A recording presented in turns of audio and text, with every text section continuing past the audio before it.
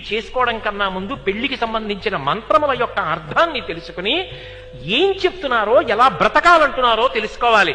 వివాహం అనేటటువంటిది కేవలము కామోపభోగము కొరకు స్త్రీ పురుషులను కలిపేటటువంటి ప్రక్రియ ఈ దేశమునందు కానే కాదు. ఇవాళ కలిసి రేపు విడిపోయే ప్రక్రియ అసలు కాదు. దానికి కావలసిన మానసిక సంస్కారాన్నంతటినీ కూడా అబ్బేటట్టుగా చేస్తారు. ఏ వాగ్దానం చేయాలి? ధర్మమునందు, అర్థమునందు, కామమునందు ఈమెను అతిక్రమించను.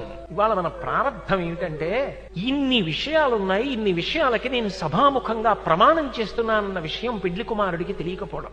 జీవితంలో ఒక్క 2 గంటలు శక్తి కావలసినటువంటి పలహారం చేసేటప్పుడు అంత శ్రద్ధ పెడతాం. ఒక రోజు సంతోషంగా ఉండడానికి చేసే భోజనం మీద అంత శ్రద్ధ పెడతాం. ఒక రాత్రి నిద్రపోకపోతే మరునాడు చేయవలసిన పని చేయలేవని నిద్రపోవడానికి దోమలు లేకుండా జాగ్రత్త తీసుకున్నంత శ్రద్ధ పెడతాం. తాగే నీటి మీద శ్రద్ధ పెడతాం. ఈ జన్మకి కాదు, జన్మ జన్మలకి కావలసిన సంస్కారాన్ని ఇవ్వగలిగిన వివాహ విషయంలో ఉన్న మంత్రముల యొక్క వైశిష్ట్యాన్ని తెలుసుకోవడానికి, భారతీయ సంస్కృతిలో వివాహ వైశిష్ట్యం తెలుసుకోవడానికి ఎందుకు పరిశ్రమించం?